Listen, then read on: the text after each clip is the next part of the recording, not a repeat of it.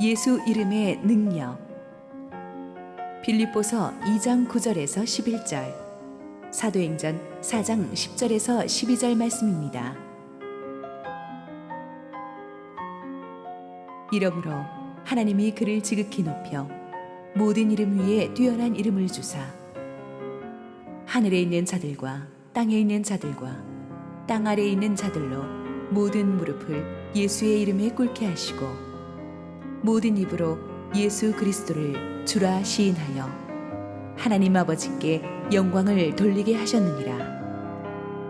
너희와 모든 이스라엘 백성들은 알라. 너희가 십자가에 못 박고 하나님이 죽은 자 가운데서 살리신 나사렛 예수 그리스도의 이름으로 이 사람이 건강하게 되어 너희 앞에 섰느니라. 이 예수는 너희 건축자들의 버린 돌로서 집 모퉁이의 머릿돌이 되었느니라. 다른 이로서는 구원을 받을 수 없나니 천하 사람 중에 구원을 받을 만한 다른 이름을 우리에게 주신 일이 없음이라 하였더라. 할렐루야. 우리 하나님께 감사와 영광의 박수 올려드리겠습니다. 방금 들어온 어제 저녁에 있었던 따끈한 간증을 하나 읽어드리겠습니다. 주님 감사합니다. 안수기도 받을 수 있도록 허락하심도 감사합니다. 저는 교통사고로 목 디스크가 되어서 목, 허리, 다리, 손가락, 발가락이 굳어져서 잘 펴지지 않았습니다. 저는 그렇게 10여 년을 고통스럽게 지내며 아픔이 당연한 것처럼 살아왔습니다. 그런데 어제 부흥의 첫째 날 안수기도 받을 때 순식간에 온몸이 뜨거워지면서 심장이 터질 것처럼 뛰며 손과 발에 전기와 전류 같은 것이 흐르기 시작했습니다. 온몸이 교통사고 전으로 돌아간 듯이 편해졌습니다. 성령의 불이, 성령의 임재가 제게도 찾아왔습니다. 다음 차례의 주인공은 나였습니다. 나를 주목하시고 만져주시고 고쳐주셔서 감사하고 감사하며 주님이 제게 주신 사명, 주신 땅끝까지 이르러 내 증인이 되리라 하신 말씀 가지고 구원받은 자로서 승리하는 삶을 살겠습니다. 오늘 아침에 일어나 이것저것을 만져보아도 하나도 아픈 곳이 없어졌습니다. 베데스다 연못에 38해 된 병자가 예수님의 선포로 곧 나아서 자리를 들고 걸어간 것처럼 내가 곧 나아서 자리를 들고 걸어갑니다. 하늘의 문을 열어주신 주님께, 주의 얼굴을 보게 하신 주님께, 기도에 응답하신 신실하신 주님께 나의 옥합을 깨뜨려 부어드립니다. 할렐루야. 우리 김희애 성도님 간증입니다.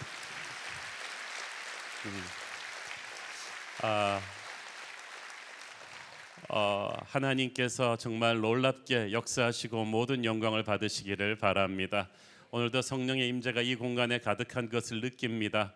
추위를 뚫고 교통체증을 뚫고 이 자리에 달려오신 여러분의 얼굴을 보니까 어제도 그렇고 제가 얼마나 은혜를 받는지 모르겠어요. 하나님께서 이 자리에 임재하여 주셔서 여러분 한 사람 한 사람의 인생 속으로 임하실 것입니다. 거대한 성령의 불이 오늘 불처럼 바람처럼 우리 모두를 휘감아서 새롭게 바꿀 것을 믿는 것입니다. 걸어올 때는 힘들게 걸어 들어왔지만 나갈 때는 한 사람도 쳐져 나가는 사람이 없도록 펄펄 날아뛰는 성령의 생기를 바꿔나가게 되기를 축원합니다. 기도하고 치고 하나님 말씀 보겠습니다. 사랑하는 아버지, 어제에 이어서 오늘도 이렇게 축복된 부흥성회를 열게 하심 감사합니다. 이 힘들고 어려운 시대, 지금 광화문과 서초시청 곳곳에서는 여러 가지 국론이 분열된 여러 집회들이 열리고 있습니다. 온 나라가 방향을 잡지 못하고 있는 이 힘든 겨울에 우리가 강남에서 이렇게 뜨거운 성령 부흥 집회를 열게 하신 것이 은혜입니다. 오늘 주님의 임재 앞에서 우리가 살아나기를 원합니다. 부족한 종을 감추시고 오직 우리 주님 홀로 영광 받아 주시옵소서. 예수님 이름으로 기도했습니다. 아멘. 저는 모태신앙 목회자 자녀로 태어나서 어릴 때부터 교회 생활을 했습니다. 그러면서 제가 한 가지 궁금했던 것은 왜 모든 기도를 예수님의 이름으로 기도합니다라고 끝내야 하나 하는 것이었습니다. 제가 아는 분 한 분은 좀 나이가 들어서 예수님을 믿으셨어요. 그런데 어떤 교회 모임에 갔더니 이분이 오래 교회 다닌 줄 알고 갑자기 식사기도인가 뭔가 갑자기 기도를 시키더래요. 대표 기도를. 그래서 잔뜩 긴장을 하고 그래도 들은 구절이 있어가지고 이제 하나님 그리고 시작해서 막 여러 가지 말로 기도를 하는데 아무리 기도를 해도 사람들이 아멘을 안 하더래요. 그래서 교회 생활을 얼마 하지는 않았지만 아멘을 해야 기도가 끝난다는 걸 알고 있기 때문에 사람들이 아멘을 해주길 기다리면서 문장이 끝날 때마다 힘을 주어서 끝냈대요. 그래 하나님 은혜가 뭐 하늘이 맑고 뭐 땅이 넓고 그리고 은혜가 있습니다. 이렇게 딱 끝냈는데도 사람들이 아멘을 안 하고 한 10여 분쯤 기도를 끄는데도 이게 막 기도를 아멘을 안 해주니까 더 이상 기도를 할 것이 없어요. 그러니까 이분이 너무 막 우라통이 터져갖고 이제 그만 다들 아멘 좀 하시죠. 그랬더니 또 옆에 있던 분이 또 걸작에 그분이 예수님의 이름으로 기도를 해야 아멘을 하죠. 예수님의 이름으로 기도하지 않으면 아멘이 안 끝나는 것을 우리는 이렇게 수많은 교회 생활의 관습으로 젖어 있죠. 모든 이것은 그런데 초대교회 때부터 전해져 온 거 2000년 동안 해온 교회 관습인데 그만큼 예수님의 이름이 굉장히 중요합니다. 위급 상황에서 특별 기도를 할 때도 기도 많이 하는 목사님들은 반드시 습관적으로 예수님의 이름을 선포하시곤 했습니다. 어렸을 때 기도원의 목사님들도 병 치유 기도할 때 반드시 나사렛 예수 이름으로 치유를 받을지어다 그렇게 기도하셨죠.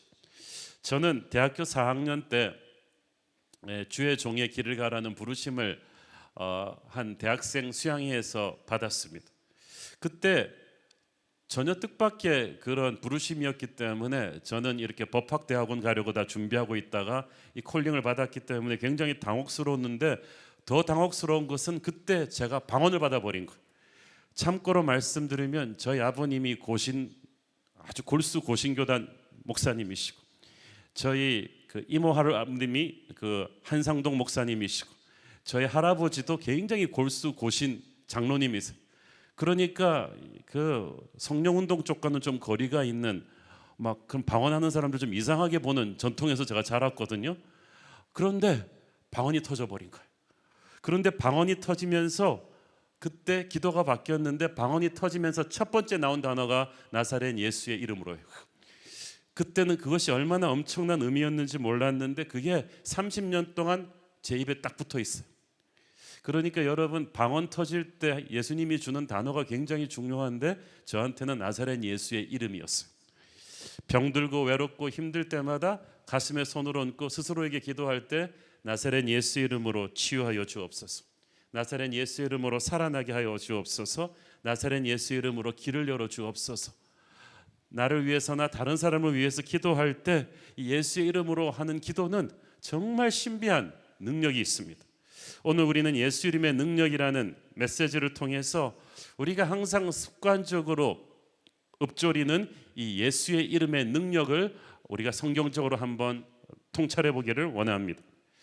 유대 이스라엘 문화에서 이름은 그냥 단순히 불리는 호칭이 아닙니다. 이름은 그 사람의 인격이에요. 이름은 그 사람의 운명이에요. 이름은 그 사람의 인생 전체를 가지고 하나님이 이름을 주실 때는 그 사람의 인생을 예언하신 거예요. 그 사람의 인품과 비전을 다 묶어서 선포하셨어요. 그래서 성경에서 하나님이 그 사람에게 새로운 인생을 주실 때는 반드시 이름을 바꿔줍니다. 아브라함은 한민족의 아버지인데 그에게 부르심을 주었을 때는 하나님은 아브라함으로 열방의 아버지로 바꿔주셨어요.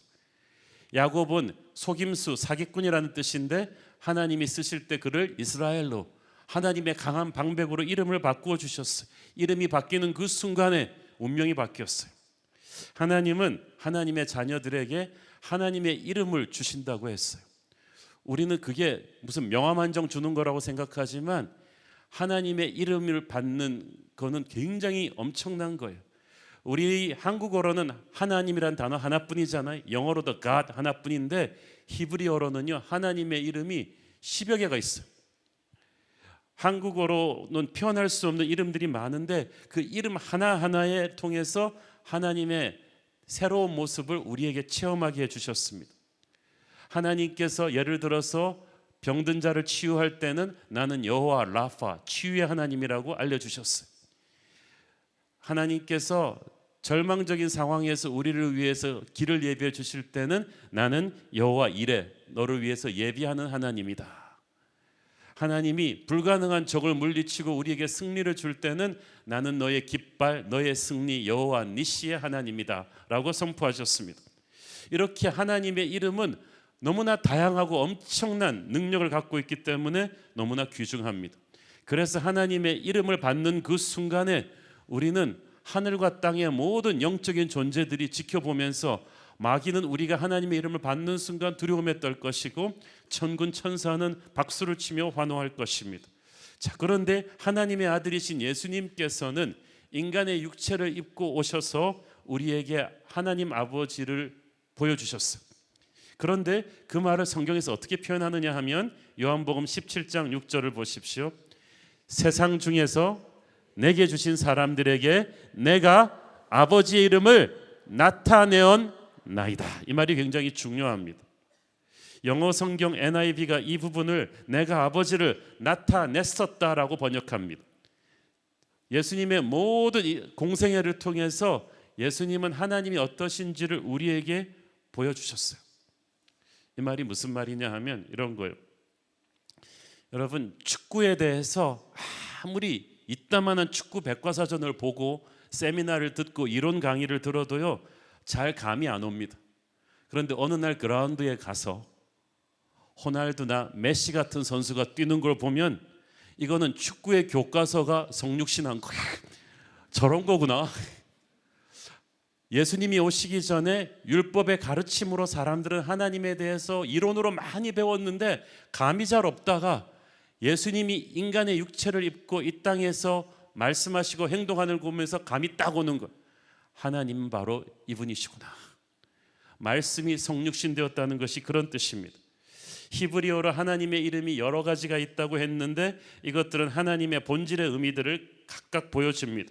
그래서 예수님의 모습을 보면서 사람들은 하나님의 이름을 알게 되었어요. 성난 파도를 잠잠케 하시는 예수님을 보면서 사람들은 엘셔다이, 전능의 하나님을 보았습니다. 5천 명을 먹이시는 예수님의 능력을 보면서 사람들은 여호와 이레, 우리를 위해 예비하시는 하나님을 실제로 체험했어요. 소경의 눈을 뜨게 하고 안진뱅이를 일으키는 기적의 예수님을 보면서 사람들은 여호와 라파, 치유하시는 하나님의 모습을 보았습니다. 귀머거리에 귀를 열게 악한 영들을 쫓아내시는 예수님을 보면서 사람들은 여호와 니시, 승리의 하나님을 보았습니다. 그래서 예수님을 보면 하나님을 알 수 있었는데 중요한 것은 이 예수님이 자신을 통해서 하나님의 이름을 보여주신 대상이 모두가 아니고 한정되어 있었다는 거예요. 아까 읽은 요한복음 17장 6절 말씀을 다시 보겠습니다. 세상 중에서 내게 주신 사람들에게 내가 아버지의 이름을 나타내었나이다. 무슨 말이에요? 모두가 기적을 보고 하나님을 보는 게 아니라는 거예요. 수많은 사람들이 예수님의 기적을 목도했지만 그 기적을 통해서 하나님이 살아계시다는 것을 목도한 사람은 누구냐?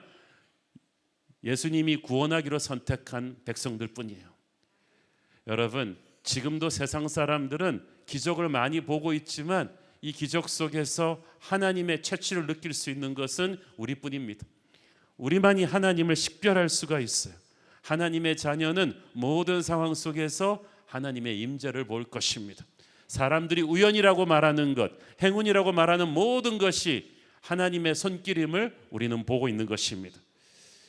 예수님의 이름은 구원으로 가는 유일한 길이라고 하나님은 말씀하셨습니다. 베드로와 요한은 예수님을 못 박아 죽였던 지도자들 앞에서 예루살렘 한복판에서 이 이름의 능력을 선포했죠. 사도행전 4장 10절 12절을 보십시오. 너희와 모든 이스라엘 백성들은 알라. 너희가 십자가에 못 박고 하나님이 죽은 자 가운데서 살리신 나사렛 예수 그리스도의 이름으로 이 사람이 건강하게 되어 너희 앞에 섰느니라. 이 예수는 너희 건축자들의 버린 돌로서 집 모퉁이의 머릿돌이 되었느니라. 다른 이로서는 구원을 받을 수 없나니 천하 사람 중에 구원을 받을 만한 다른 이름을 우리에게 주신 일이 없음이라 하였더라. 율법과 이스라엘 종교 지도자들은 다 예수님을 버렸습니다. 공사장에서 쓸모없는 돌이라고 버렸습니다. 십자가에 못 박아 죽였습니다. 그런데 하나님이 그를 다시 살리셔서 하나님 나라의 머릿돌이 되게 하셨어요. 머릿돌은 그 당시 건물의 핵심이고 근간, 코너스톤입니다. 머릿돌에서부터 모든 것이 시작하고 모든 것이 끝납니다. 머릿돌을 빼버리면 건물 전체가 무너지는 거예요. 예수님이 우리의 머릿돌이 되십니다. 머릿돌을 빼면 구원은 없어요. 예수님을 빼면 하나님의 나라는 없어요. 예수님을 뺀 설교, 예수님을 뺀 인생, 예수님을 빼버린 가정, 예수님을 빼버린 비전, 예수님을 빼버린 교회는 빈 껍질뿐입니다. 예수님이 구원으로 가는 유일한 이름입니다. 그러므로 예수님의 이름을 거부하면 천국 문이 그 사람에게 닫히는 거예요. 그러면 그 사람에게는 더 이상 능력도 축복도 기도 응답도 없어요. 예수님을 통해서 모든 하늘의 은혜가 흐르기 때문에 예수의 이름을 거부하면 모든 하늘 은혜의 공급이 그에게 끊어질 것입니다. 그리고 그는 완전히 자기 힘으로만 살아야 돼요. 그래서 가장 비참하고 불안한 인생이 예수님을 거부한 인생입니다. 지금도 저는 예수님 안 믿는 사람들 보면 먼 배짱으로 그렇게 예수님을 안 믿을 수 있는지 참 놀랍습니다. 모든 하나님의 계획과 사역이 예수의 이름을 중심으로 해서 이루어집니다.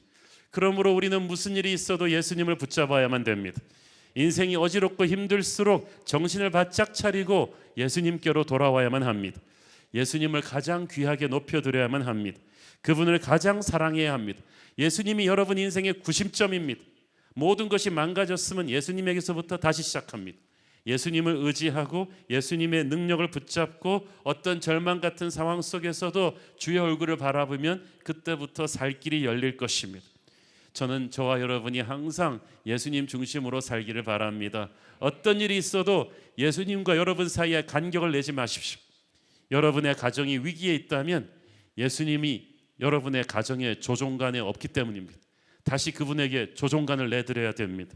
어느 순간인가 여러분이 가정의 조종간을 잡았기 때문에 여러분의 가정이라는 비행기가 이상한 데로 가버린 거예요. 여러분의 직장이 사업이 위기에 있다면 여러분의 사업의 사장 속에 예수님의 임재를 초대해야만 됩니다.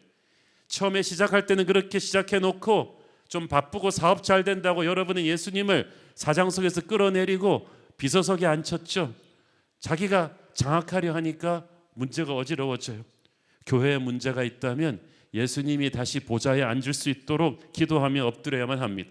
모든 문제 해결은 예수님에게 우리의 보좌를 내어드리는 데 있죠. 세상 사람들은 기독교가 굉장히 독선적이라고 비난들을 합니다. 뭐 어떻게 기독교만 구원이 있다고 하느냐? 그럼 불교, 유교, 무슬람교 이런 사람들은 다 지옥 가라는 것이냐? 다 착하게 잘 자는 건데 왜 다른 종교도 진리라고 인정해 주지 못하냐? 기독교는 너무 독선적이다. 너무 배타적이다. 이 말은 굉장히 설득력 있게 들리는데요. 여러분 그러면 그 사람한테 물어보고 싶은데 왜 당신의 아이패드 암호는 하나뿐입니까? 왜 여러 개 같이 인정해 주지 못합니까? 하늘의 태양이 하나뿐이고 우리 어머니가 하나뿐이듯이 제 아이패드 접속 언어가 하나뿐이듯이 진리란 그런 거예요. 예수님 외에는 구원받을 수 있는 다른 길이 없어요. 그래서 예수님의 이름만이 구원으로 가는 유일한 길입니다. 이건 독선이라서도 아니고 배타적이라서도 아니고 그냥 그런 거예요. 하나님은 우리에게 예수님의 이름만이 구원의 문을 여는 절대 암호라고 하십니다. 나는 곧 길이요 절대적인 길이고 유일한 길이요 진리요 생명이라고 하십니다. 예수님이 유일한 길이 아니면 우리는 이렇게 목숨 걸고 목회할 필요 없어요. 목숨 걸고 이렇게 선교할 필요도 없습니다. 다른 이름 통해서도 구원받을 수 있다면 왜 우리가 이렇게 간절하게 전도합니까? 구원의 길은 예수님 한 분뿐이고 인류 역사의 종말은 곧 다가오기 때문에 우리는 간절하게 예수의 이름을 전도하는 것입니다. 그 당시 종교 지도자들은 여러 가지 생각이 많았지만 베드로와 요한은 오직 예수님만 생각했습니다. 영성은 집중력이거든요. 예수님만 생각하는 사람이 세상에 가장 무서운 사람이, 예수님만 높이는 사람이 가장 무서운 사람이, 그에게 예수님의 능력이 임하거든요. 악한 세력의 공격에 흔들리지 않거든요. 오늘날도 그렇습니다. 예수님의 이름을 확실하게 붙잡는 교회에는 능력이 있습니다. 예수님의 이름 앞에 확실히 무릎 꿇는 교회는 기적이 있어요. 부흥이 있어요. 소망이 있어요. 여러분 죽어가는 교회 특징, 강단에서 예수님 얘기를 안 해요. 모여서 성도들끼리 모여서 예수님이 핵심 주제가 아니에요. 그것은 교회라는 사교 클럽을 만든 거지 교회가 아니에요. 예수가 핵심에 있지 않는 교회는 교회가 아니고요. 예수가 핵심에 있지 않는 우리의 모임은 모임이 아니에요. 갈수록 거짓을 앞세운 사탄들의 공격이 치열해질 것입니다. 그러나 영적 전쟁의 승리는 이 마귀의 공격을 일일이 대적하는 것이 아니라 예수의 이름을 높이는 것입니다. 아무리 다양한 마귀의 공격이 온다 할지라도 해답은 오직 예수 그리스도 하나뿐이신 줄 믿습니다. 예수의 이름을 선포하십시오. 그분을 대장으로 모신 교회는 강하고 아름다운 교회일 것입니다. 자, 하나님께서 우리에게, 하나님의 자녀된 우리에게 하나님의 이름을 주신다고 했습니다. 보통 특권이 아닙니다. 이름을 준다는 것은 친밀함을 뜻합니다. 요한계시록 2장 17절에 보면 주님께서는 받는 자 외에는 그 이름을 알 사람이 없는 이름을 성도들에게 주겠다고 약속하셨어요. 그러니까 여러분, 마치 진짜 친한 사람한테 내 개인 핸드폰 비밀번호 알려주죠. 진짜 친한 사람에게 은행 계좌 비번도 알려주겠는데 뭐 그럴 일은 별로 없죠. 그런데 하나님이 그만큼 우리를 친근하게 대하시겠다는 거예요. 그 이름을 준다는 건 그냥 명함 돌리는 게 아니라 그 이름의 권세와 능력을 쓸 수 있는 권한까지 주겠다는 거예요. 요한계시록 14장 1절을 보세요. 또 내가 보니 보라, 어린 양이 시온상에 섰고 그와 함께 14만 4천이 서 있는데 그들의 이마에는 어린 양의 이름과 그 아버지의 이름을 쓴 것이 있더라. 이 14만 4천은 어떤 이단 집단이 말하는 것처럼 정확하게 14만 4천이 아니라고 계시록에서 말씀드렸죠. 그 당시 히브리 문화에서 무한한 숫자를 말할 때 쓰는 숫자예요. 하나님이 택하신 백성들이 그렇게 많은데 그들의 이마에 어린 양의 이름, 예수님의 이름과 아버지의 이름이 쓰여져 있다. 그 말은 무슨 말이에요? 눈에 보이지 않는 영적인 세계에서 하나님이 내게 속한 백성이라고 영적인 마크를 해놓으셨다는 거예요. 사람들은 알 수 없지만은 우리가 그냥 걸어다니면 누가 하나님의 백성들이고 아닌지 명동거리에서 알 수가 없지만 영의 눈을 가진 천사들은, 마귀들은 딱 알아봐요. 그래서 예수님께서 내 사람이라고 마크를 해주셨어요. 내 사람이라고 마크해 주신 예수의 이름을 새겨주신 사람들을 예수님은 철저하게 보호하십니다. 재앙과 심판이 임하는 가운데서도 그들을 지켜주십니다. 요한계시록이 천국 예배에서 나오는 이 예수님의 이름을 머리에 받은 백성들인데 이 백성들이 누구를 상징하냐면 이 땅에서 전투하는 교회의 모습이, 이들은 단순히 하나님의 은혜의 대피 속에 머물면서 주님 죽음을 피해 심판으로부터 보호를 기다리는, 주님 다시 오실 날 기다리면서 세상 일 다 팽개치고 산에 가서 흰옷 입고 주님만 기다리는 그런 사람들이 아닙니다. 마지막 때가 이르기까지 세상 한가운데로 들어가서 어둠의 세력과 정면으로 싸우는 그리스도의 군대인 것입니다. 그 군대를 보호하기 위해서 하나님이 그 이름을 우리에게 주셨습니다. 그 군대에게 승리를 주기 위해서 그 이름에 담긴 능력을 주셨어요. 그걸 우리가 조금 더 자세하게 얘기해 보겠습니다. 예수님의 이름을 주실 때 아까 뭐라 그랬죠? 그냥 명함을 주는 게 아니라 그 이름에 담긴 주의 능력과 권세를 쓸 수 있는 통로를 열어준다는 거예요. 이미 세상을 떠난 포스코 전 회장 철광항 박태준 씨에게 그 박정희 전 대통령이 자신의 이름을 쓴 종이 마패를 준 거로 유명하죠. 그 박태준 그 일기에 보면 그게 나와요. 왜냐하면은 포항제철을 짓는데 워낙 말들이 많고 그리고 시도 때도 없이 정재에게 한다는 사람들이 전화 걸어갖고 이거 해라 저거 해라 하는 사람들이 많아가지고 너무 힘이 들다는 걸 알고 박 대통령이 부른 거예요. 그래 박 회장, 나 다른 건 도와줄 수가 없고 이거 써줄게. 그러면서 종이 마패를 써줬는데 박태준이 하는 모든 결정은 대통령이 제가 한 것이다. 그러므로 그 어떤 부서의 공무원도 직접 대통령에게 전화하기 전에는 박태준의 결정에 관여하지 마라. 종이 마패를 준 거예요. 그리고 그 사실을 모든 관료들한테 다 얘기해 줬어. 그래서 박태준 씨는 실제로 종이 마패를 써본 일은 한 번도 없대. 그냥 그 마패를 들고 있는 것만으로도 다 해결이 된 거예요. 하나님께서 예수 이름을 주실 때 마패를 주신 거예요. 하나님의 무한한 능력과 권세를 갖고 있어요. 그래서 예수님의 이름은 너무나 귀중한 선물입니다. 여러분은 모르고 있지만 여러분이 예수님의 이름을 들고 있는 그만으로도 마귀가 기본적으로 뚫지 못하는 1차 보호막이 형성된 거예요. 마귀가 여러분을 유혹할 수는 있지만 죽일 수는 없다는 거. 욥을 시험 들게 할 수는 있었지만 욥을 죽일 수는 없었듯이 예수님께서 십자가에 돌아가시기 직전에 이 하나님의 이름의 권세를 말씀해 주셨죠. 요한복음 17장 12절, 내가 그들과 함께 있을 때에 내게 주신 아버지의 이름으로 그들을 보존하고 지켰나이다. 영어 성경에 뭐라고 되어 있나요? I protected them and kept them safe. 내가 그들을 보호하고 안전하게 지켰습니다. 그러니까 하나님의 이름은 영적인 방탄조끼와도 같은 거예요. 성과도 같은 거예요. 여러분, 우리가 신앙이 좋아서 믿음이 강해가지고 이때까지 마귀가 우리를 그렇게 못 무너뜨린 게 아닙니다. 예수님의 이름이 우리를 지키고 있었어요.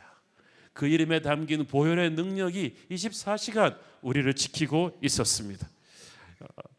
이 땅에서 예수님의 사역과 모습은 하나님의 이름의 능력을 입증했는데 그 이름의 능력이 앞으로도 우리에게 계속 임할 것을 예수님이 기도해 주고 가셨어요.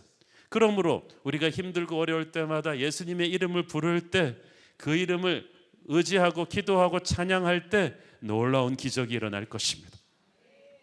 제가 존경하고 사랑하는 지인들 가운데 미국 뉴욕에 있는 브루클린 태버네클에 짐 심발라 목사님이 계십니다. 그분은 몇 년마다 한 번씩 우연히 만나도요. 딱 만나자마자 John, what did you preach last week? 지난주에 무슨 설교했냐고. 그래서 나도 좀 은혜를 나누어 달라고 막 눈빛이 벌쩍벌쩍하는 막 예언자 같은 분이 그러니까 막 무슨 설교했는지 까맣게 난 미국 사람이 이렇게 성령 충만한 사람 처음 보기. 그는 20명도 안 되는 뉴욕 빈민가의 교회를 맡아서 현재 장년이 10,000명이 넘게 출석하는 교회를 성장시켰는데요. 그 교회 교인들 보면 그분들의 과거가 살벌했다는 걸 알 수 있어요. 이따만한 그 영화에 나오는 브루클린 갱스터 같은 분들이 많아요. 그런데 그런 살아있는 예배를 통해서 그 브루클린 같은 터프한 지역의 범죄자들, 마약 중독자들, 가정이 깨어진 사람들이 예수를 믿고 찬양을 드리고 예배를 드리는데 엄청나요. 그런데 그분이 항상 하는 말이 그거예요. 자기 목회하면서 진짜 어렵고 힘들 때는 매주 화요일 저녁 거기는 기도 모임이 있는데 유명합니다. 주일 예배보다 더 유명해. 그 기도 모임에서 예수의 이름의 능력을 선포하면서 특별히 그 기도 제목에 집중해서 온 교인들이 집중포화하듯이 기도하는 거예요. 한 번은 목사님 자신의 가정에 문제가 생겼어요. 목회를 하다가 목회가 너무 바빠서 가정에 신경을 못 쓴 사이에 큰딸 크리스티가 완전히 어긋나가 버렸어요. 이거는 뭐 누가복음 15장에 나오는 돌아온 탕자가 따로 없는 거예요. 부모 말을 거역하고 가출하고 하여튼간에 뉴욕의 나쁜 청소년들과 어울려 다니면서 막 살기 시작하는데 이거는 뭐 담임 목사 딸이 그러니까 얼마나 남부끄럽고 힘듭니까? 이건 대화해도 안 되고 야단쳐도 안 되고 너무 힘들었다는 거예요. 그래서 크리스티 때문에 목사님은 안 그래도 목회가 힘든데 1년 동안 탈진하다 쓰러져 죽는 줄 알았대. 교인들 보기도 부끄럽고 그래서 내가 목회를 그만둬야 하나 이러다가 하나님께서 부끄러워하지 말고 화요일 기도 모임에 이 제목을 내놓고 기도해라. 그래서 화요일 기도 모임에 목사님이 또 집을 한참 장기 가출하고 있는 이 크리스티의 문제를 솔직히 고백하고 기도해 달라 그랬대.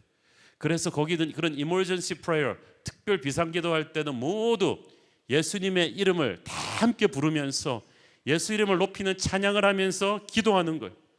그래서 불같이 1시간 동안 예수 이름을 높이는 오늘 같은 찬양을 하면서 이름을 부르면서 기도하는데요. 신발라 목사님 그때 처음 알았대요. 교인들 남 기도할 때랑 자기 딸 기도할 때 이 열기가 다르고 정말 성도들이 예수님의 이름을 높이는 기도로 집중해 줄 때 보통 기도의 파이어 이거는 마치 엽총 쏘다가 막 발칸포 쏘는 것 같은 그런 강렬한 기도의 힘을 느끼면서 기도하는 도중에 휘가 마치는 성령의 불과 하늘의 평화를 느꼈대. 그리고 하늘 아버지께서 딱 이 상황을 장악하신 걸 느꼈다고 합니다. I've got this.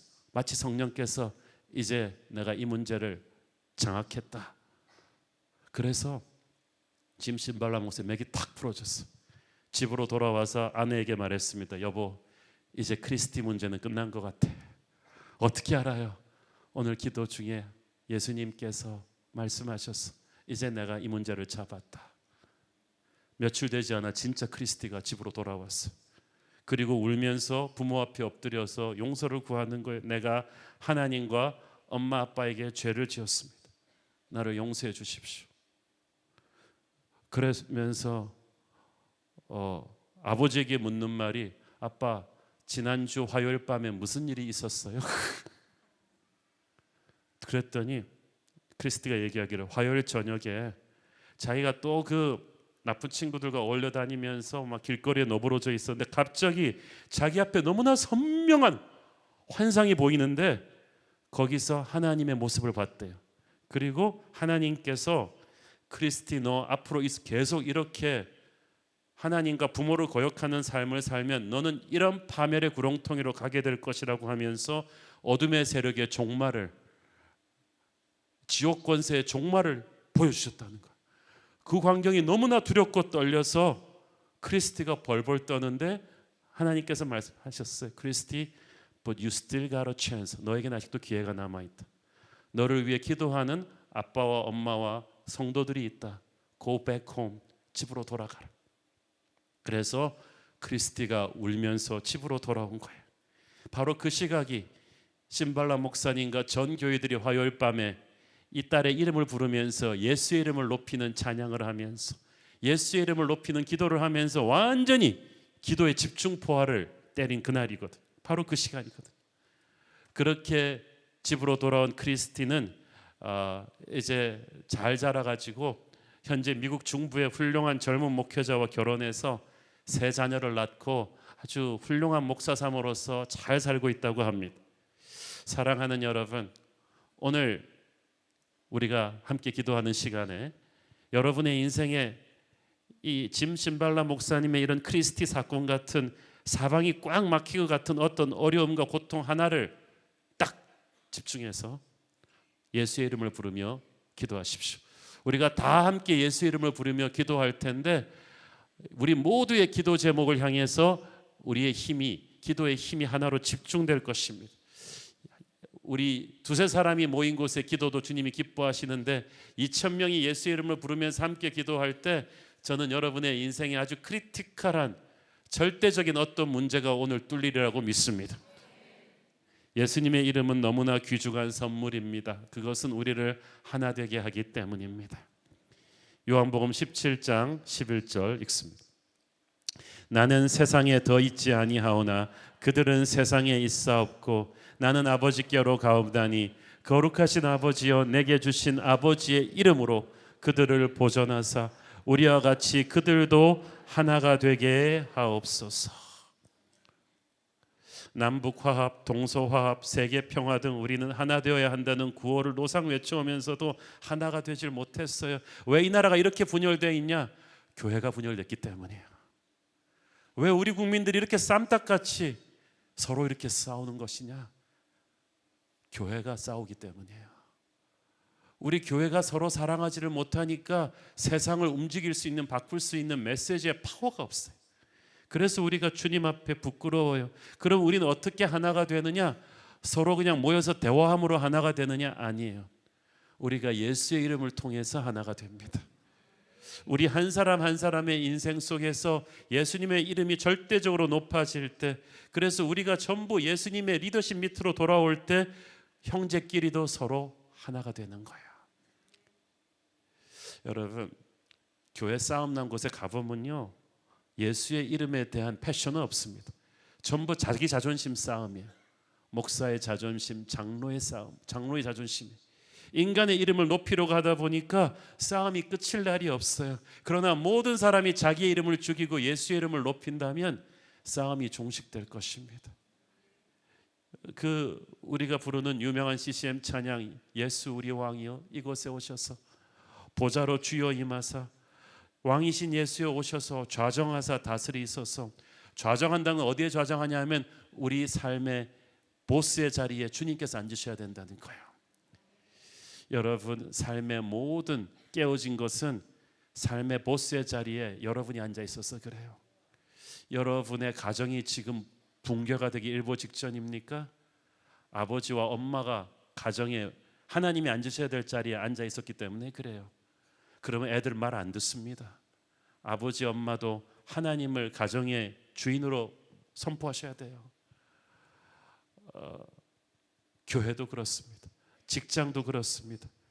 예수의 이름으로 기도한다는 것은 우리의 보스가 누군지를 다시 재정립하는 거예요.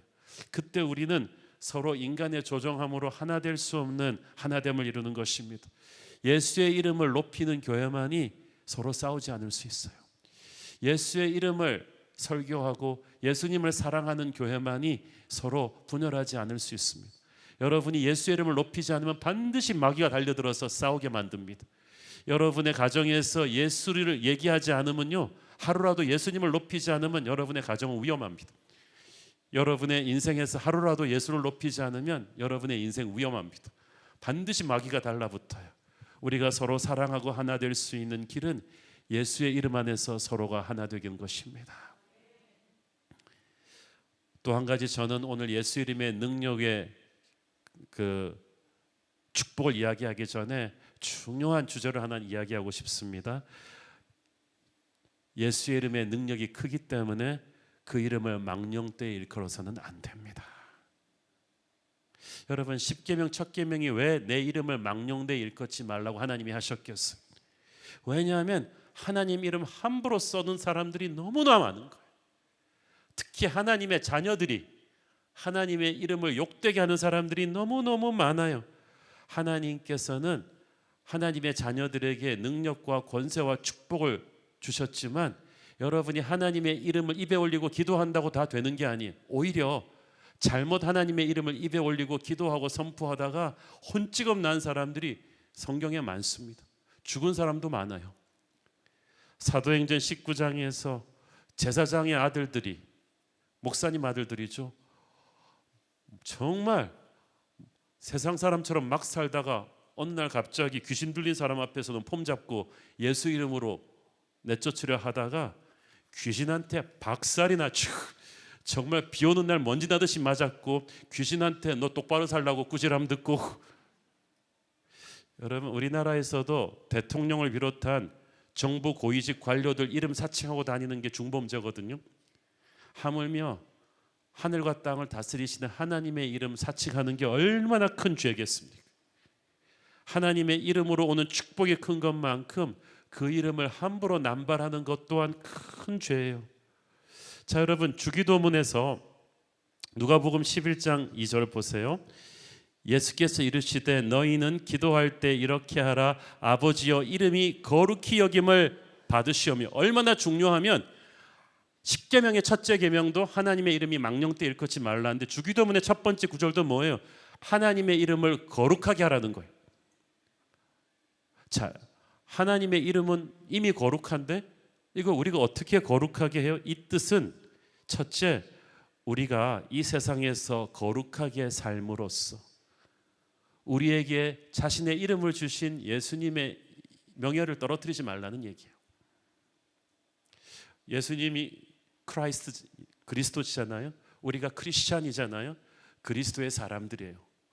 그러므로 예수님께서는 너희는 세상의 소금이요 빛이라고 하셨어요. 소금과 빛은 이 죄 많은 세상 속에 들어가 있지만 세상과 다르기 때문에 파워가 있는 거예요. 그런데 세상이 약한 게 문제가 아니라 크리스천이 크리스천답지 못한 게 문제죠. 소금과 빛이 아니라 어둠과 설탕이 되어버렸어요. 여러분, 옛날에 저 유명한 그리스의 알렉산더 대왕 진중에 아주 망나니 병사가 있었는데 공교롭게도 이름이 알렉산더예요. 얼마나 사고를 많이 치는지 모든 장교들이 툭하면 알렉산더 그 망할 놈의 자식, 알렉산더 그 골칫덩이, 그 자식은 태어나지 말았어 해서 그 말을 대왕도 귀가 있는데 안 듣겠어요. 알렉산더 대왕은 같은 이름인데 19살의 나이에 세계를 제패하고 있는데 그 알렉산더 병사 때문에 얼마나 욕을 많이 먹는지 대왕이 즉시 그 병사를 호출했습니다. 이 병사는 자기 죄를 자기가 아는지라 올 것이 왔구나, 난 죽었구나 하고 들어갔어요. 알렉산더 대왕이 아니나 다를까 아무 말도 안 하고 한참을 그를 지켜보더니 말했어. 너 이름이 나하고 똑같다면서, 알렉산더라면서, 죽여주시옵소서. 대왕이 말했어. 그래, 죽이는 대신에 내가 너한테 두 가지 옵션을 주겠다. 옵션 3는 없고 딱 두 가지 초이스를 줄 텐데, 하나는 이름을 바꿔라, 아니면 네 인생을 바꿔라. 그래서 알렉산더라는 이름에 더 이상 먹칠을 하지 말라. 이 자리를 나가는 순간부터 너는 이름을 바꾸든지 인생을 바꾸든지, 안 그러면 내가 가만두지 않겠다. 우리가 그리스도의 사람들이란 뜻으로 크리스천이라고 불리는데, 우리의 삶이 그리스도의 이름에 누가 되지 않도록 해야 합니다. 예수 믿는다고 하지를 말든지, 밖에 나가서 거짓말을 하고 사기를 치지 말든지. 그런데 보니까 옛사람을 털어버리기가 그렇게 힘이 드는 거예요. 제가 순복음교회 어떤 목사님한테 들은 이야기인데요, 시장에 사람들이 갔는데, 시장에서 옛날에 뭐가 문제냐면은 항상 이 상인들이 저울을 적당히 조작을 해가지고 한 2근짜리 고기를 갖다가 뭐 3근이라고 말하고 이렇게 하는 저울들이 많았대. 그 당시에는 좀 조금씩 다 조절을 해가지고, 그래갖고 항상 그 모든 손님들이 그걸 전제로 하고 막 이거 진짜 2근 맞아요? 그러면서 막 그걸 하는데, 그 시장에서 어느 가게를 가든지 그렇게 의심나면 저 김씨네 저울에 가서 재보라고. 저 김씨네 저울은 뭐가 달라요? 모르세요? 그 김씨가 교회 집사님인데요, 김씨는 절대 거짓말 안 해요. 김씨네 저울은 스탠다드예요.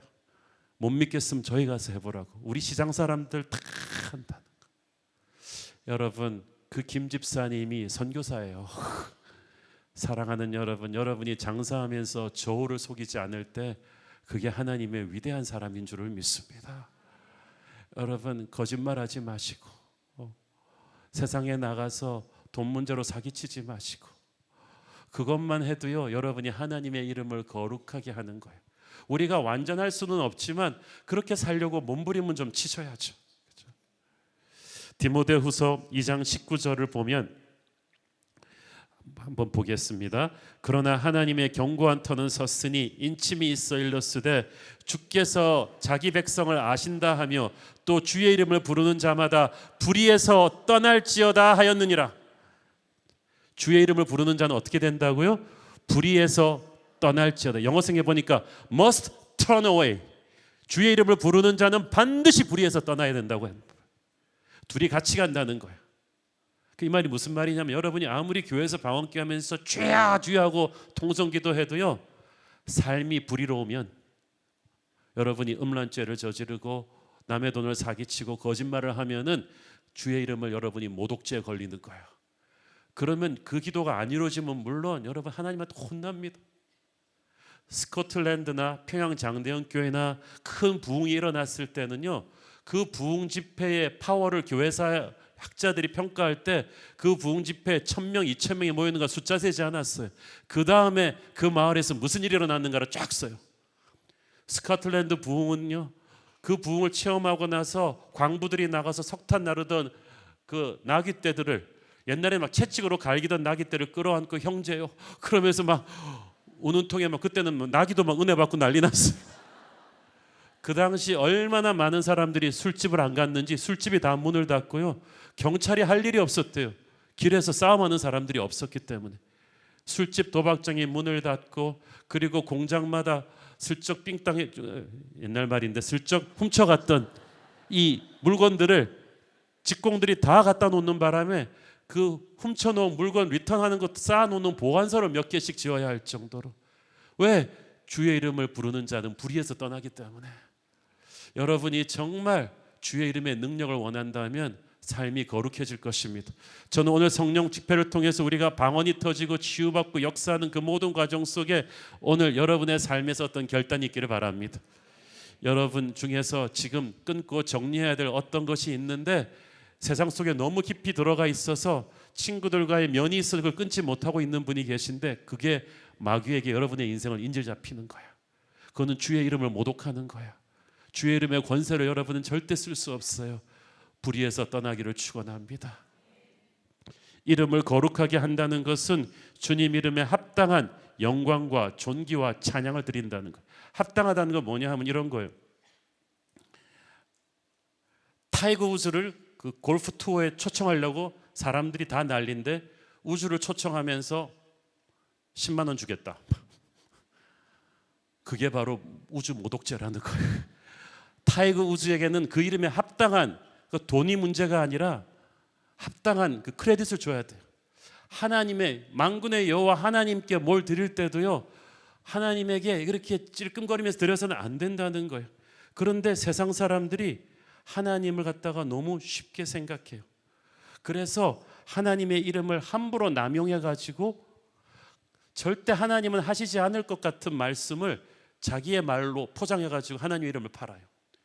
저는 지난 20년간 한국 교회 안에서 하나님의 음성을 들었다, 하나님이 그런 마음을 주셨다고 하는 수많은 목회자와 성도들을 자주 보았는데 이분들의 인생 추락을 가만히 보니까 사고를 많이 쳐요. 다 그런 건 아니지만 정말 이해가 가지 않는, 정상적으로 이해가 안 되는 결정과 말과 행동을 해놓고 하나님의 음성 들었대요. 그러면 대화 끝이에요.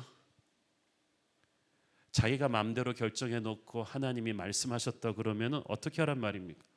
자기가 공부 안 해갖고 시험 망쳐놓고 이것도 하나님의 뜻인가 봐 이러면. 한 자매를 좋아하던 형제가 있었어요. 자매가 이뻐요. 자매한테 와서 한다는 말이, 내가 이거 하루 이틀 생각한 게 아닌데 하나님이 당신과 결혼하라는 마음을 주셨다. 거의 선포하다시피. 그럼 자매는, 하나님 나한테 아무 말씀 안 하셨는데.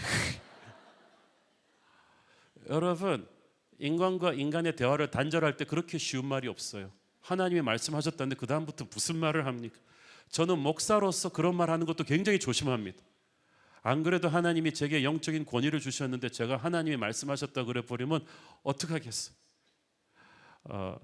이것은 다 주관적으로 경솔하게 하나님의 이름을 남발하는 거예요. 특히 자신의 결정이 자신뿐 아니라 자기가 속한 가정, 교회 공동체에 큰 영향을 미치는데도 다른 사람과는 아무 의논도 없이 하나님의 마음을 주셨다. 그것이야말로 하나님의 이름을 파는 거예요. 욕되게 하는 거예요. 제가 하나님의 뜻 분별에 대해서 몇 번씩 설교한 적이 있죠. 하나님이 내게 말씀하시는 통로가 여러 개가 있어서 서로 체크해야 된다고. 하나님이 나의 말씀과 기도 묵상을 통해서 주관적으로도 말씀하시지만 반드시 내가 속한 교회 공동체를 통해서 체크를 해야 됩니다. 그래서 목사가 있고 영적 리더가 여러분 옆에 있는 거예요.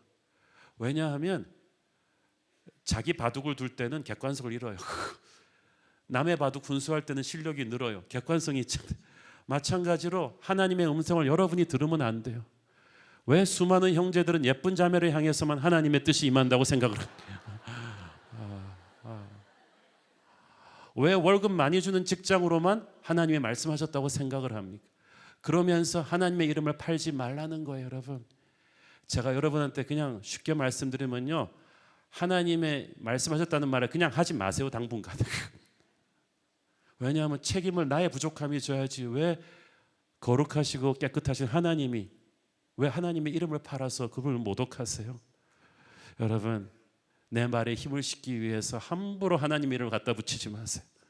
그거는 여러분이 상상도 못할 영적인 회초리를 맞으실 거예요.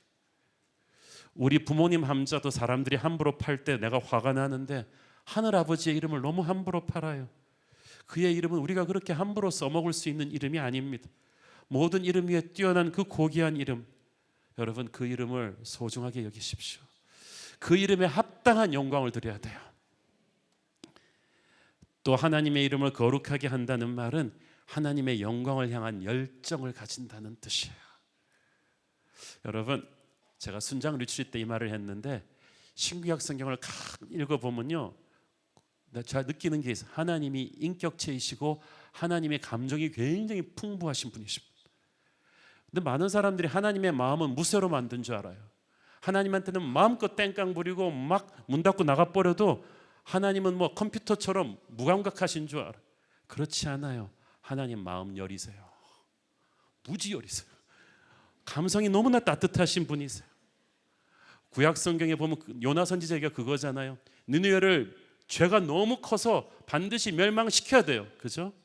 죄 위험수위 10에서 니느웨는 한 20까지 간 거예요. 그래서 마지막 찬스로 요나를 보내서 회개 메시지를 던진 거예요. 그런데 니느웨가 그 메시지 듣고 울면서 회개하네. 그때 하나님이 심판을 캔슬시켰어. 요나가 화났어요. 난 뭐가 되는 거야 도대체. 고래 뱃속에도 들어갔다 나왔는데 하나님이 약속대로 불을 내리셔야지 왜 하나님께 마음이 여리냐고. 그래요. 하나님이 마음 여리신 줄 하루 이틀 알았어요. 에스겔서에도 보면 그렇습니다. 무서운 심판을 명령하는 에스겔서에서 꼭 하나님 하는 말씀이 있어. 악인아, 나는 네가 네 죄 때문에 죽는 거 바라지 않는다. 어째서 죽고자 하느냐? 돌아서서 회개하라. 이 말을 수도 없이 하신. 이 하나님의 마음을 가장 잘 알았던 사람이 다윗이에요. 다윗 시편에 보면 항상 나오는 말이 있어요. 주의 영광이 높아지기를 원하나이다. 지금 지코가 석자면서 자기는 막 도망자로 쫓기고 배신당하고 막 물건 다 잃어버리고, 우리 같으면 그때 그런 기도 안 합니다. 하나님의 영광이고 뭐고 주님 나를 살려주세요. 근데 다윗은 자기 코가 석자인데 항상 주의 영광이 높아지기를 원하나이다. 그래서 다윗이 하나님의 마음에 꼭 드는 사람인가요? 다윗은요 항상 비파와 수금과 그것들을 들고 하나님이 잘하실 때는 막 칭찬해 드려요. 다른 사람들은 안 그래. 하나님이 암만 잘해줘도 뭐 하나님이니까 당연시 여기는데 다윗은 초랑같이 달려와서 하나님 잘했어. 정말 잘한 거. 밴드 그러면서 하나님이 다윗을 안 예뻐하실 수가 있어요? 하나님이 감성이 풍부하신 분이다. 제가 지금 힌트 드리는 거. 하나님이 괜찮다 그래도요 그거 믿지 마세요. 칭찬을 받으면 우리도 기분이 좋아서 더 잘하고 싶은데, 다윗이 얼마나 시도 때도 없이 자기 코도 석자면서 막 하나님 앞에 와서 찬양을 드리니까 하나님이 이 사람을 안 예뻐할 수가 있어요. 참고로 하나님 절대 객관적 아니에요. 완전 팔이 안으로 구워요. 감정이 그냥 확 휘는. 왜? 다윗의 영광을 향한 열정이 있기 때문에. 한 시골에 있는 아버지에게 아들 둘이 있었습니다. 큰형은 공부를 잘했고 둘째는 못했어요. 그래서 집안에 온 힘을 다 쏘아서 막 소 팔고 논 팔아서 큰형은 서울에 있는 좋은 대학교 보내서 법대를 보냈어요. 근데 작은 아이는 그냥 고등학교만 졸업하고 아버지의 작은 가게를 물려받아 일했습니다. 한 번은 법대 다니던 첫째가 방학을 맞아서 집에 내려왔어요. 그런데 아버지 앞을, 가게 앞을 지나가던 어떤 사람과 뭐가 물건이 쏟아져 갖고 아버지랑 시비가 붙은 거예요. 그랬더니 마침 그 자리에 있는 첫째, 법대 다니는 첫째는 냉정하게 딱 서가지고 선생님이 이렇게 선을 써서 침범하셨고 잘못하신 게 있고요. 아버지도 잘못하신 게 있네요. 그래서 뭐 법적으로 정확하게 하면서 형은 어디까지나 아버지를 도우려고 냉정하게 양쪽의 잘잘못을 판사처럼 이렇게 말씀드리려고 했는데, 둘째 아들은 이 소식을 듣고 총알같이 달려오더니 다짜고짜 서 있는 사람 역설, 누가 우리 아버지한테 이러는 것이. 우리 아버지가 무조건 잘한 거야. 우리 아버지가 그럴 뿐이 아닌데. 객관성은 없지만 아버지의 마음에 눈물이 나게 하는 사람은 누구냐 하면 둘째인 거예요. 다윗이 둘째예요. 여러분도 둘째가 되기를 바랍니다. 하나님 객관적이지 않아요. 하나님의 영광을 향한 그 열정. 그러니까 여러분 골리앗 사건도 그렇게 봐야 돼요. 사실 다윗이 체급도 다르고 골리앗한테 붙으면 안 돼요. 걔는 그냥 가면 죽는 거예요. 엄청나게 큰 거인을 향해서 정말 소발의 피도 안 되는 다윗이 달려나간 이유는 공명심 때문이 아니에요. 아버지가 골리앗이 하나님의 영광을 모독한다는 말을 듣고 누가 감히 우리 아버지를 모독해. 그러면서 자기가 뭐 골리앗을 대항할 힘이 있고 없고 상관하지 않고 그냥 카미카제처럼 팍 뛰어서 골리앗을 향해 너 나와! 그러고 달려간 거예요. 하나님이 기특하면서도 너무 놀라갖고 얘 가만뒀다간 죽겠으니까 갑자기 다윗의 돌팔매에다가 그냥 원자탄 같은 힘을 실어가지고 골리앗을 다운시킨 거야. 그리고 하나님이 흐뭇하셔가지고 다윗을 순식간에 모든 백성 앞에 높이셨어. 하나님 객관적 아니죠. 하나님의 영광을 향한 열정, 그것이 예수의 이름을 높이는 사람이야. 많은 사람들이요, 자기 이름 누가 좀 욕하면요, 그냥 댓글 좀 악성 댓글 달리면 치를 갈면서 막 쓰러지 입에 거품을 물지만, 크리스천들이 하나님의 이름을 세상 사람들이 욕해도요, 뭐 그럴 수도 있지 뭐 이러고 살아. 뭐가 그럴 수도 있어. 가서 멱살 잡으셔야죠. 나는 욕먹어도 참겠지만 누가 나를 구원하신 하늘 아버지의 이름을 펄펄 뛰어보세요. 여러분 안에 성령의 기쁨이 오나 안 오나. 여러분, 하나님의 영광을 향한 열정을 가지세요. 예수님이 특별히 사랑하셨던, 구약에서는 다윗이지만 신약에서는 베드로, 요한이에요. 특징, 얘들 다 흥분 잘한다. 요한이요, 냉정한 사람이 아니에요. 어느 동네에 가서 예수님이 그렇게 열심히 사역하시고 설교하셨는데 얘네들이 회개를 안 해요. 예수님은 됐다 그냥 가자 하시는데, 요한은 이 자식들이 그냥 예수님이 설교하셨는데 반응이 없어. 예수님의 기적을 보도 회개. 예수님, 저 미가엘 불러서 이 번개 그 돛도 어떻습니까? 그냥 다 태워버리는 거예요. 죽여버립시다. 감히 우리 예수님한테. 예수님께서 속으로는 좋으시면서도 야 그러지 마, 그러지 마. 베드로도 그래요. 이 사람 전혀 이상적인 사람 아니에요. 정말 여러분, 어렸을 때 우리 애들 아빠 믿고 그냥 높은 난간에서 겁 없이 확 뛰잖아요. 아빠 받을 줄 믿고. 베드로는요, 그 폭풍의 무리로 중간에 빠지긴 했지만 그래도 뛰어나온다는 게 정말 대단한 거예요. 예수님을 믿고 뛰는 거예요. 그냥 골리앗을 향해 달려가는 다윗을 사랑했던 하나님께서 베드로도 이뻤던 거예요. 그러면 진짜 나는 딴 사람들 다 배신해도 주와 함께 죽겠습니다. 그때까지는 진심이었어요. 제자들은 눈치 보느라고 그 말도 못하는데 화끈하게 하고 화끈하게 배신하긴 했지만 그래도 예수님이 갈릴리 바닷가에서 점잔 떨고 아무 말도 안 하던 제자들이 아니라 네가 나를 사랑하느냐, 네가 내 양을 먹이라, 그 말은 교회 지도자권을 베드로에게 주신 거야.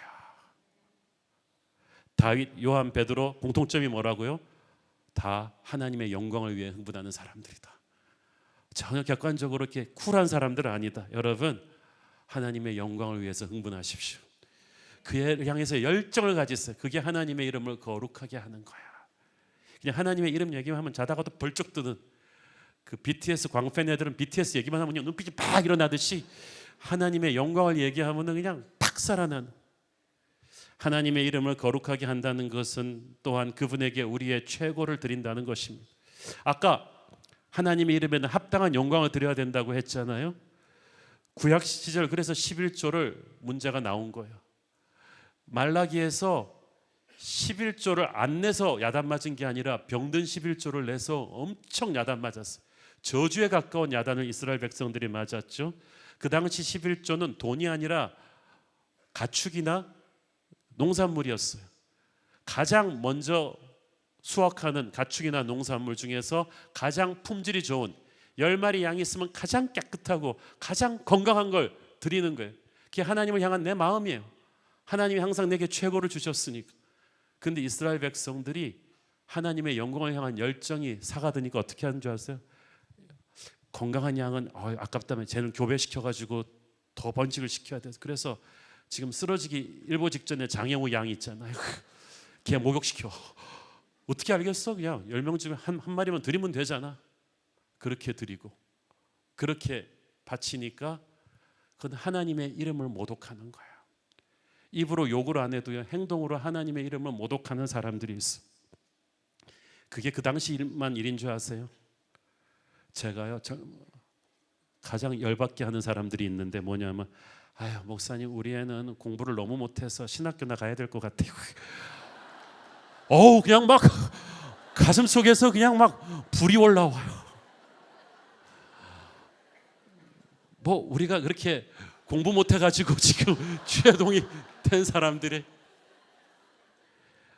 여러분, 제가 참고로 저는 우리 새로운 교회 다음 세대 중에서 이 시대의 빌리 그레함 같은 차세대를 위한 위대한 목사들이 나오기를 바랍니다만은, 여러분의 아들을 목사시키려면 공부 잘하게 하세요. 인품이 깨끗하게 키우세요. 건강하게 좋은 걸 보면서 키우세요. 그 당시 미국에서 17, 18세기 미국 교회가 피크에 있었을 때, 그때는 모든 가문마다 목사 한 명을 키우는 게 영광이었어요. 그래서 18세기, 19세기에는 목사님들의 영성 지성이 너무나 뛰어나서 미국의 명문대학의 총장의 3분의 2가 목사님들이었어. 마을에서 중요한 결정을 할 때 시장과 시의원들이 반드시 목사님의 자문을 구했어.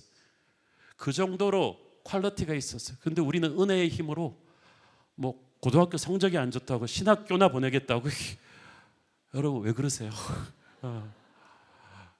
하나님의 이름에 합당한 영광을 드려야죠. 하나님의 자녀들이 이렇게 하나님을 함부로 대하는데 누가 하나님을 높이겠어요? 하나님께 드리는 재물, 재능, 시간, 사람 가장 아깝지만 가장 최고를 드리는 거예요.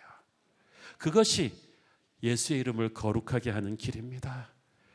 여러분의 시간 스케줄 짤 때요, 다 놀고 먹다 남은 시간에 부흥회 오고 새벽 기도 오는 게 아니라 딱 내년에 11월 달에 교회 캘린더 딱 받아놓고 40일 새벽 기도하고 주일 예배 드리는 거 하고 주일학교 봉사하는 거랑 그걸 다 잡아놓고 내 시간의 11조도 하나님께 그렇게 드리는 게 하나님의 이름을 영광되게 하는 거예요. 유명한 백화점왕 와너메이커가 최신부 장관직을 대통령에게 요청받았을 때 건 조건은 딱 하나예요. 주일날 내가 고향 필라델피아에 가서 풀데이 주일학교 교사를 하는 조건으로 나는 수락하겠다. 안 그러면은 주일날 대통령이 나를 부르신다면 나는 최신부 장관을 할 수가 없다. 그래서 최신부 장관 할 때도 평생을 주일학교로 가르쳤어요. 대단하지 않습니까? 그에게 하나님이 19세기 카네기와 함께 최고의 부를 쏟아주신 것은 우연이 아닙니다. 여러분이 하늘의 문을 열고 싶자면 주님의 이름에 합당한 영광을 돌리기를 축원합니다. 무엇보다도 우리는 서로 사랑함으로써 하나님의 이름을 거룩하게 할 것입니다. 너희가 서로 사랑하면 사람들이 보고서 네가 내 제자인 줄 알 것이다. 주님은 교회 성장 전략이나 전도 방법을 별다르게 지시한 적이 없으세요. 주님의 전도 전략은 사람들이 너희들이 서로를 깊이 사랑하면, 예수 안 믿는 사람들 생각지도 말고 일단 예수 믿는 사람들이 서로를 깊이 사랑하면 사람들이 하나님을 느낄 것이다. 초대교회를 핍박하던 자들이 로마 정부 기록에 보면 하나같이 나옵니다. 저들이 이런 핍박을 당하면서도 어찌 저리도 서로를 사랑할 수 있는가. 교인들이 끌려가서 죽으면 그 집 애들을 다른 교인들이 반드시 입양해서 키웠어요. 교인 하나를 잡으면 다른 교인을 불면 살려주는데도 하나도 불지 않고 끝까지 혼자 가서 죽었어요. 그래서 핍박자들이 기가 줄렸어요. 그래서 로마 군대가 먼저 예수를 믿기 시작했다 그러지 않습니까? 여러분, 우리가 서로 사랑하는 것처럼 예수의 이름을 높이는 길은 없습니다. 반대로 교회가 서로 미워하고 싸울 때처럼 예수 이름을 더럽히는 일이 없어요. 저는 국내외 분열된 교회 친구 목사님들이 많습니다. 만날 때마다 제가 눈물로 읍소합니다. 이제 그만하지. 차라리 사표 내고 나오지. 거기서 예수의 이름을 그렇게 땅에 떨어뜨리는 곳 있을 거야. 이제 그만하지. 우리가 이름이 거룩히 여김을 받아달라고 기도할 때 우리는 서로 사랑해야 되는 것입니다. 저는 오늘 여러분의 가슴 속에 아직까지 응어리진 어떤 미움의 대상이 있다면 오늘 예수의 이름으로 용서하기를 바랍니다. 그때 예수의 능력의 이름의 능력이 우리에게 임할 것입니다. 하나님의 이름을 우리는 기도할 때 오직 십자가 은혜 안에서 기도 응답을 받는 거예요. 많은 사람들이 잘못 해석하는 게 있는데 그게 요한복음 14장 13절 14절 말씀입니다. 자, 시작. 너희가 내 이름으로 무엇을 구하든지 내가 행하리니 이는 아버지로 하여금 아들로 말미암아 영광을 받으시게 하려 함이라. 내 이름으로 무엇이든지 내게 구하면 내가 행하리라. 이거 기독교 서점 표구상에서 많이 팔죠. 예수 이름으로 기도하면 다 된다고 생각하는데 이 말씀에서 정말 오해 소지가 있어요. 아, 그럼 예수 이름으로 기도하면 이번에 내가 산 주식 투자가 잘 되겠구나. 예수 이름으로 기도했으니까 이번 선거에 내가 반드시 당선되게 되겠구나. 예수 이름으로 기도했으니까 우리 애가 반드시 대학에 붙겠구나. 그리고 예수 이름으로 기도합니다. 아멘. 그러놓고 가서 안 돼. 그러면 막 시험 들어요. 그런데 이 성경 말씀은 그런 뜻이 아니에요. 자세히 보세요. 13절을 다시 보세요. 너희가 내 이름으로 무엇을 구하든지 내가 행하리니 이는 아버지로 하여금 아들로 말미암아 영광을 받으시게 하려 함이라. 자, 여기서 14장 13절에서 아버지로 하여금 아들로 말미암아 영광을 받으신다는 이 말은 무엇을 가리키냐 하면 십자가 사건을 말하는 거예요. 예수님이 십자가에서 아버지의 뜻을 행하시고 죽으셨기 때문에 아버지께서 영광을 받으신 거예요. 이 콘텍스트에서 너희가 내 이름으로 무엇을 구하든지 내가 행하리라는 거예요. 그 말은 무슨 말이냐 하면 너희의 소원을 이루어주는 이 축복은 예수의 십자가 보혈을 기초로 한 것이다. 그러므로 이 십자가 보혈의 의미를 모독하는 우리의 욕심을 이루어내는 도구로 예수의 이름을 팔 때 절대 그 기도는 이루어지지 않죠. 여러분, 여러분의 소원을 예수 이름으로 기도하기 전에 여러분은 십자가를 생각합니까? 보혈을 지나 하나님 품으로, 보혈을 지나 아버지 품으로. 기도는 아버지 앞으로 가는 것인데 그건 반드시 보혈을 통과하는 거야. 그러니까 여러분 뭐 주식 대박나게 해주세요, 우리의 대학들이 좀 막 읊조리기 전에 여러분의 소원이 십자가 보혈의 은혜를 모독하지 않는 것인가를 생각하십시오. 예수 이름으로 기도하기 전에 우리는 예수님의 그 십자가의 그 없는 사랑을, 그 사랑의 넓이와 높이와 깊이를 묵상하면서 그 기도에 담긴 세상적인 욕심을 필터시켜야 돼요. 걸러야 돼요. 그러면 대부분 우리 할 말 없어요. 우리 기도는 너무 욕심이 더덕더덕 붙어가지고요, 반드시 십자가 보혈을 통해서 필터시켜야만 됩니다. 그래야 야심이 필터돼서 비전이 되는 거예요. 내 이름으로, 그렇게 될 때 내 이름으로 무엇이든지 내게 구하면 내가 행하리라. 자, 이 말도 보세요. 내가 행하리란 말은 내가 네 뜻대로 해주리라가 아니라 기도를 내가 들었다, 그 기도가 십자가 보혈을 통해서 내게 왔다, 이제부터 내가 개입하겠다. 어떻게 개입할지는 내가 알아서 한다. 그렇잖아요. 우리는 예수님이 우리의 어젠다대로 우리를 베데스다 목가에 넣어 주십시오인데 베데스다 목가밖에 아는 게 없어. 그런데 예수님은 아니에요. 베데스다 목가 필요 없다. 내가 너의 답이 될 것이다. 우리는 우리 애가 사법고시만 되는 게 절대 목표예요. 예수님의 이름으로 그걸 위해 기도하는 게 아니에요. 예수님의 눈에 저도 그 시나리오대로라면 저는 법학대학 가서 변호사 못 됐으니까 제 인생이 실패인가요? 더 좋은 길로 왔잖아요. 하나님의 역사가 이루어질 것입니다. 그러므로 예수 이름으로 기도하는 자는 십자가 보혈을 통과해서 하나님의 뜻에 자기의 인생을 완전히 맡기는 자일 것입니다. 그때부터 기가 막힌 축복이 옵니다. 사랑하는 여러분, 예수의 이름이 너무나 귀한 것이기 때문에 그 이름을 함부로 오용해서는 안 된다는 거 우리가 계속 배우고 있죠. 거룩하게 살아야 되고요, 서로 사랑해야 되고요, 하나님을 향한 열정을 가져야 되고, 최고의 헌신을 드리면서 십자가를 묵상할 때 우리는 그 이름의 축복과 능력을 쓸 수가 있는 것입니다. 사도행전의 모든 기적들은 그런 하나님의 백성들이 주의 이름을 부를 때마다 일어나는 기적이었어요. 우리가 그런 진실한 마음으로 주의 이름을 부를 때 주께서 우리를 통해 사역하십니다. 그럴 때 여러분은 어렵고 힘들 때 예수의 이름을 부르십시오. 즉각적으로 주의 임재가 임할 것입니다. 성경에 나오는 모든 기적이 우리의 것입니다. 하나님의 이름을 거룩하게 하는 하나님의 자녀들은 약속된 모든 축복을 다운로드할 수 있을 것입니다. 그 축복이 어떤 것입니까? 마가복음 16장 17절 18절 보십시오. 믿는 자들에게는 이런 표적이 따르리니 곧 그들이 내 이름으로 첫째 귀신을 쫓아내며, 둘째 세방언을 말하며, 셋째 뱀을 집어올리며 무슨 독을 마실지라도 해를 받지 아니하며, 넷째 병든 사람에게 손을 얹은즉 나으리라 하시니라. 하나님의 이름을 거룩하게 여기는 사람이 하나님의 이름을 부를 때 이 네 가지 능력이 온다는 거예요. 첫째, 귀신을 쫓아내는 능력이에요. 저는 여러분의 기도가 귀신을 쫓아내는 능력이 있기를 바랍니다. 사는 게 영적 전쟁이에요. 시도 때도 없이 어둠의 권세들이 우리를 치고 들어옵니다. 저는 30년 동안 목회하면서 전도사 때 받았던 영적 공격의 10배가 목사 안수 받았을 때 왔고요, 부목사 때 받았던 영적 공격의 10배가 담임 목사 됐을 때 오는 걸 느꼈어요.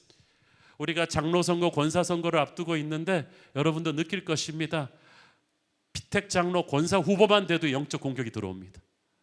얼마나 들어오는지 여러분의 가정을, 직장을 전방위적으로 마귀가 공격할 거예요. 그거는 뭐가 잘못돼서가 아니라 잘된 거예요. 여러분이 그만큼 영적으로 중요해요. 그래서 여러분이 예수의 이름의 능력에 권세를 불러야 되는 줄 믿습니다. 그래야 모든 어둠의 권세가 물러갈 거예요. 여러분의 직장에서, 가정에서, 교회에서 자기 자신을 위해서 항상 예수 이름을 불러서 보호막을 치십시오. 둘째, 새 방언을 말하게 하는 능력입니다. 여러분, 저는 예수의 이름의 능력이 우리의 입술을 바꾸는 줄을 믿습니다. 천지를 말씀으로 창조하신 하나님이 오순절 다락방에 성령을 주실 때 사람들의 입에서 새 방언이 터지게 하셨습니다. 방언이 기도하면서요, 그들의 기도가 완전히 바뀌었어요. 저는 목사 안수 받던 주의 종이 되기로 콜링 받던 그 수양회에서 방언을 받고 기도문이 새로 터졌고요, 성령 체험을 할 때마다 하나님께서 새 방언을 주셨습니다. 저는 여러분에게 새 방언이 오늘 임하기를 바랍니다. 이 방언은 예수의 이름으로 오는 거예요. 성령은 예수의 이름을 통해서 역사합니다. 그래서 예수의 이름의 능력으로 우리가 새 방언으로 기도하게 되잖아요. 여러분의 평상시 언어도 바뀌어요. 불평과 비난과 어둠의 언어들이 싹싹 사라지고요. 언제부턴가 여러분이 축복하고, 운전하면서도 옛날에는 끼어드는 차한테 막 상욕을 퍼붓던 여러분이 할렐루야, 축복을 받을지어다, 가다가 당신이랑 똑같은 사람 만날지어다 막 그러면서 그럴지라도 누가 여러분의 입술을 바꿔버렸어요. 성령께서 기도를 바꾸고 여러분의 입술에 찬양을 주십니다. 오늘 여러분의 입술에 손을 얹고 안수하십시오. 예수의 이름으로 내 언어가 정결해지기를 원합니다. 세 번째는 보호하심의 능력이에요. 뱀을 집어 올리고 무슨 독을 마실지라도, 그 말은 무슨 말이에요? 우리가 살면서 뱀에게 물리는 것 같은 사고를 시도 때도 없이 당하지만 하나님께서 보호해 주신다는 거야. 여러분, 저는 지금 미국에서 공부하고 있는 자녀들을 위해서 기도할 때 항상 아침마다 예수님의 보호막을 둘러칩니다. 그게 걔들을 지켜요. 그 동성애 많고 교통사고 많고 총기사고 많은 미국에서 예수님의 보호막을 항상 치는 거예요. 저는 포항에 20년 전에 비행기 사건에서 비행기가 두 개로 갈라진 대한항공 비행기 그 중간에 타고 있었어요. 비행기 앞 동체가 구겨지면서 저한테 오는 걸 저는 느낄 수가 있었습니다. 그런데 한 명도 죽지 않고 다 살았어요. 거기서 엔진이 폭발하지 않았어요. 기적같이 살았어요. 그때 저는 어떤 하나님의 보이지 않는 손이 저를 지켜주고 있기 때문에 제가 살아있다는 걸 알았고, 살아있는 하루하루가 소중하다는 것을 알았습니다. 사랑하는 여러분, 인생이 불안하다면 예수 이름의 보호하심을 선포하십시오. 네 번째는 병든 자를 치유하는 능력이에요. 너희 중에 병든 자가 있느냐? 주의 이름으로, 장로들을 청해서 주의 이름으로 기름을 바르며 기도하라고 했어요.